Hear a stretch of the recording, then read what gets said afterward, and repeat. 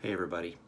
I just wanted to kind of update you guys that are around in the San Luis Obispo area. I'm coming from San Luis Obispo County right now, and it's the 23rd. It's about 7 at night, and just looking at the numbers here as far as the coronavirus.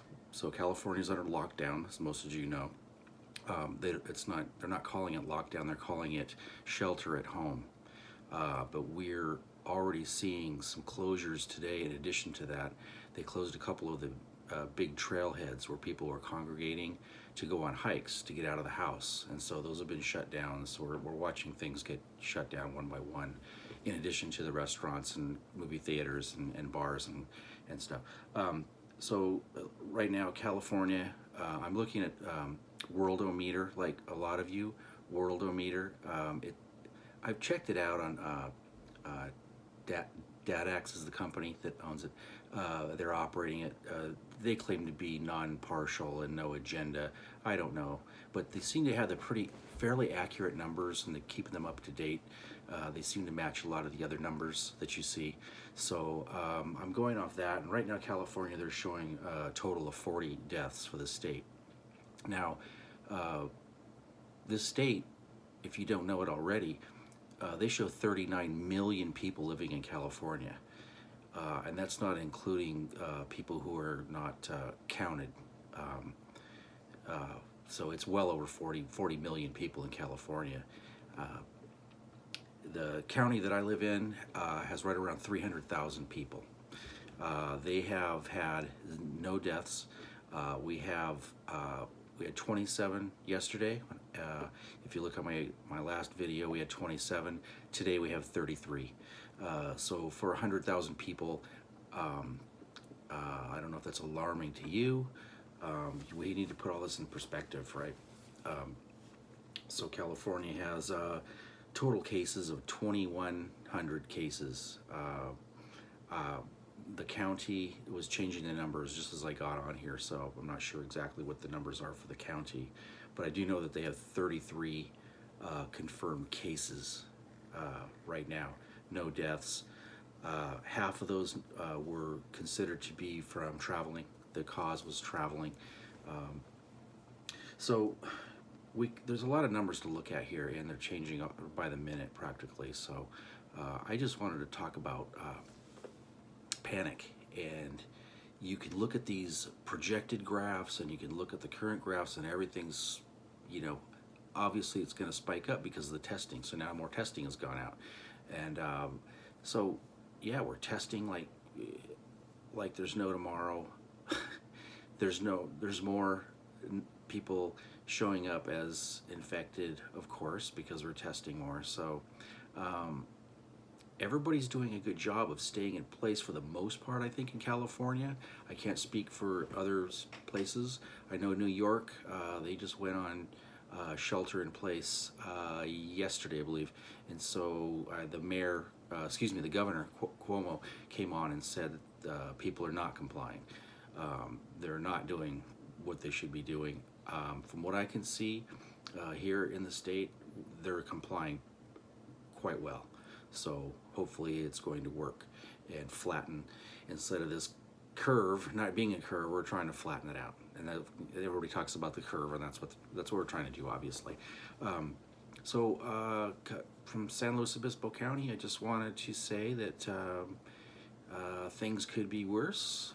It's changing by the minute. We just went to lockdown on Friday, the 20th. Today's the 23rd. So this is day 3. And so here we are. I think I talked last time a little bit about when people panic. Don't panic. There's no reason to panic. You deal with things as they come at you, and from my 20 years working in a psychiatric facility as a psychiatric technician and a shift lead and as a unit supervisor, I'm still still communicating with my former staff in there, and for now, the virus hasn't got inside that facility, which is a very tightly controlled facility for psych patients, for felons.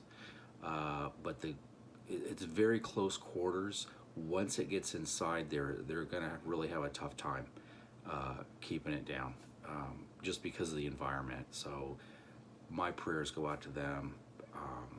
And if any of you are watching, any of the staff, my people that know me, I'm just praying for you, and we're going to get through this, no doubt. I have complete confidence that we are going to get over this curve, and whether it's like this, or this, we're going to get through it, one way or another, and we're going to learn a lot of lessons out of this, and we'll be ready for the next one that comes, and there will be a next one, but we'll be ready when it does happen, and hopefully everybody's washing their hands, practicing social distancing. I know how many times have you heard the word social distancing today? How many times have you heard the words abundance of caution? Yeah, it's already getting old, and so right now we just have to worry about being confined with each other, being kind to one another.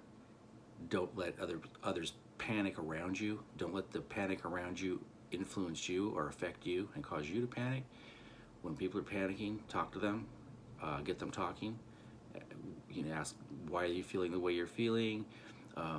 Even if they're angry, you just gotta lower the tone, lower the volume, and just talk to them and ask them, how can I help you? What do you think we can do right now to help you? What can I do right now? And this is what I'm hearing from you. Okay, what do you think we can do what can I do to help you? Okay, I'm hoping, me personally, I'm hoping that I've already had this back in early February. I haven't been tested yet. Testing's not available yet. I'm going to be tested as soon as I can, and hopefully I've already had it. And the news is now is once you've had it, you can't get it again. And so hopefully I'll be able to get out there and help people. So that's what I'm hoping, is I'll be able to help once I know that I'm not going to become infected. Like I said, hopefully it's already happened. I was really ill in February, first week of February. I had all the symptoms except for the temperature, but I don't know. It's hard to say.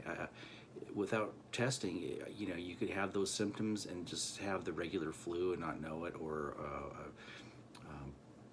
from what I had, dry cough, very little sinus drainage, started out with a sore throat, but I don't know if I had a fever. I never checked myself to see if I had a fever, but I could have, and so that would be the trifecta, which is cough, fever, and well, that's changing too, because body aches aren't necessarily involved, but the main thing is fever, sore throat, dry cough.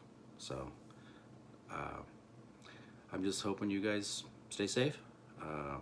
There's really not much more to say right now other than we are in a shelter at home for now. You can still go out to the store, obviously, but no congregating, no groups larger than, I believe they said 10, but I think that's even lower now. They don't want any groups at all. And like I said, they did close some of the trails. I sense they're going to close some more trails soon because people are congregating at the trailheads. Very important, I did go to my local National Guard post, National Guard station here for Tascadero, California, and I was wondering if there's going to be a lot of activity there, and I didn't see any. It looked just as quiet as it always does. No movement. A lot of the equipment that's normally there was still there. It wasn't moving around, so I think that's probably a good thing at this point. So when I start seeing a lot of activity at that National Guard center post, that's when I'm gonna maybe get a little worried. Even though the governor has talked about it, Governor Gavin Newsom has talked about the National Guard, supposedly, hopefully, he says it's going to be for humanitarian movement of food and medicine and helping health workers, and he's not talking about using them for looting or anything, because it's way too early for anything like that. But well, hopefully that's not going to happen. This thing's going to go through, and we're yet to reach the peak for infections and fatalities. So we'll see. It hasn't. I'm looking at the Worldometer right now, and it hasn't changed. Total cases has gone up a little bit, not much, but so I'll do this again tomorrow. Thanks for watching.